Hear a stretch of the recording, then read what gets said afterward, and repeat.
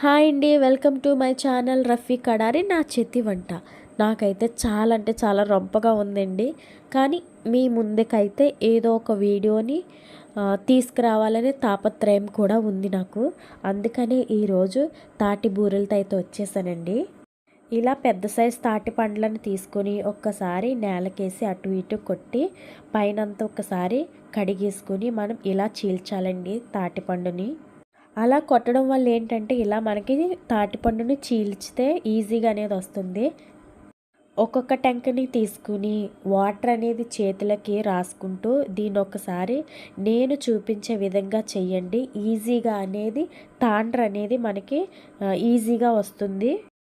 మీ దగ్గర ఏదైనా పొదునుగా ఉండేటువంటి క్యాన్లు ఉంటాయి కదండి, ఆ క్యాన్ ఒకటి తీసుకొని నేను చూపించే విధంగా అయితే ఈ తాండ్రని మొత్తాన్ని తీసేసుకుని ఒక గిన్నెలో అయితే తీసేసుకోండి. ఇందులో ఉండేటువంటి పీచు ఉంటుందండి, ఈ పీచుని మొత్తం కూడా తీసేయాలి. పీచు తీయకపోతే బూరె అనేది పగిలిపోతుంది. కాబట్టి మనం పీచు అనేది శుభ్రంగా తీసేసుకోండి. చూడండి, నేను చూపిస్తున్నాను, అస్సలు పీచు అనేదే లేదు. నాకు తాటిపండు స్వీట్గా ఉండడం వల్ల నేను వేసుకునే బెల్లం పంచదార కూడా తక్కువ క్వాంటిటీలోనే పట్టిందండి. ఇలా మొత్తం బెల్లాన్ని పంచదారని సమపాలంగా తీసుకుని ఒక్కసారి అయితే కలిపేసుకోండి. ఈ తాండ్రలో తాటిపండుని ఎప్పుడు కూడా పొయ్యి మీద కాల్చి దాని ఉన్న తాండ్రని తీస్తారు. కానీ పొయ్యి అనేది అవైలబుల్గా లేక నాకు ఇలా నేను స్టవ్ మీద ఒక 5 నిమిషాలు కలిపేసుకున్నానండి. దీంట్లోనూ ఎగుటుతనం ఉంటుందా, ఎగుటుతనం అనేది పోతుందండి ఇలా చేయడం వల్ల. ఇలా మొత్తం షుగరు మనం వేసుకునే బెల్లం కూడా మొత్తం అంతా మెల్ట్ అయిపోతుంది. చూడండి ఎంత ఎల్లో కలర్లో ఉందనుకుంటున్నాం. అలానే తాటిపండు కూడా చాలా స్వీట్గా ఉందండి. మనం తీసుకునే తాటి పండును బట్టి తాటి బూరెలు అనేది చాలా స్వీట్ వస్తుందండి. అది మాత్రం గుర్తుపెట్టుకోండి. ఇలా ఒక కప్పు కొబ్బరి కూరను కూడా వేసుకోండి, చాలా బాగుంటుంది టేస్ట్. తాటి తాండ్ర అనేది ఉంది కదండి, అందులో మనం ఇడ్లీ నూక అనేది కలుపుకోవాలండి. దీనికి క్వాంటిటీ అనేది చెప్పలేము, మనకి తాండ్రను బట్టి మనం ఈ ఇడ్లీ నూక అనేది కలుపుకోవాలండి. ఉండ అయ్యే వరకు కలుపుకోవాలి. మనకి కేజీ పడుతుందో లేకపోతే కేజీన్నర పడుతుందో అనేది చెప్పలేమండి. మీరు తీసుకునే తాండ్రను బట్టి ఉంటుంది. ఇలా ఉండయ్యేలాగైతే నేను ఇడ్లీ రవ్వని యూజ్ చేస్తున్నాను. కొంతమంది బియ్యం రవ్వను కూడా యూజ్ చేస్తారు. కానీ బియ్యం రవ్వ కన్నా ఇడ్లీ రవ్వ అనేది చాలా బాగుంటుందండి. తాటి రొట్టె ఉంటుంది కదా, దానికి బియ్యం రవ్వ యూజ్ చేయండి. తాటి రొట్టెకి దానికి అలాగా సెట్ అవుతుందండి. ఇలా వెడల్పంటి పెనం అనేది తీసుకుని దాంట్లో డీప్ ఫ్రైకి సరిపడా ఆయిల్ అనేది వేసేసుకుని బాగా అయితే హీట్ అవ్వాలి. చూడండి, నేను ఒక్కసారి పిండిని చూపిస్తాను. ఈ స్టేజ్లో అయితే నూకని వేసుకుని కలుపుకోవాలండి. ఆ తాండ్రకి నేను వేసుకున్న నూకకి అయితే పర్ఫెక్ట్గా కలుపుకున్నానండి.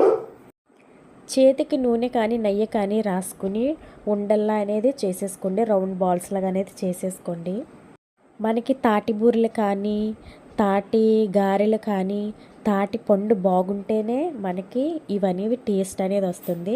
తాటిపండు ఒక్కొక్కటి చప్పగా ఉంటుందండి, ఆ చప్పగా ఉండేది అస్సలు వెయ్యకూడదు. ఇలా ఎల్లో కలర్లో ఉండే తాటిపండు అయితే స్వీటు ఉంటుంది.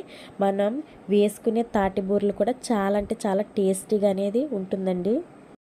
నేను రౌండ్గా చేసుకున్నాను, అట్లానే బాదుషా స్టైల్లో చేశాను, గారెల్లాగా వేసాను. డిఫరెంట్స్గా వేసుకుంటే మనం తినేటప్పుడు కూడా ఎంజాయ్ చేస్తూ తినొచ్చు కదండి. ఇవన్నీ కూడా వేడి వేడి ఆయిల్లో అయితే వేసేసుకుని సిమ్లో పెట్టేసుకొని నెమ్మదిగా అయితే కుక్ చేసుకోండి. మనం ఎక్కువ మంట పెట్టామంటే వెంటనే పైన మాడిపోతుంది. మనం ఏది వండినా కూడా కలర్ కూడా ముఖ్యమే కదండి. దీన్ని బ్రౌన్ కలర్లో వచ్చేంత వరకు వేయించుకోవాలండి నెమ్మదిగాను. ఇక్కడ చూడండి, నేను గారె మోడల్లో అయితే నేను ఇప్పుడు తాటి పిండిని కలుపుతున్నానండి. చూడండి, ఇక్కడ గారె మోడల్ అండి ఇది.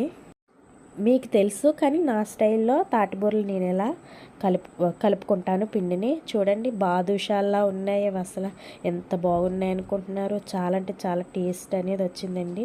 చూడండి ఎంత రౌండ్గా వచ్చాయో. అలా మీకు చూపిస్తాను ఇప్పుడు బూరిని ఇలాగా మెదిపి. చూడండి, లోపలంతా స్పాంజీగా బయట క్రిస్పీగా. ఇవి ఒక వారం రోజులైనా ఉంటాయండి. ఇలా చేసుకోవడం వల్ల మనం రోజుకి ఒక 2 తిన్నా కూడా ఐరన్ ఫుడ్ అనేది మన శరీరానికైతే పుష్కలంగా లభిస్తుందండి ఈ తాటిపండు వల్ల. మీరు కూడా మీ ఇంట్లో చెయ్యండి, తినండి. ఎలా ఉందో నాకు అయితే కామెంట్ చేయండి. నెక్స్ట్ వీడియో కోసం వెయిట్ చేయండి. అందరికీ బాయ్ అండి. నా వీడియో చూస్తున్న వాళ్ళందరికీ బాయ్.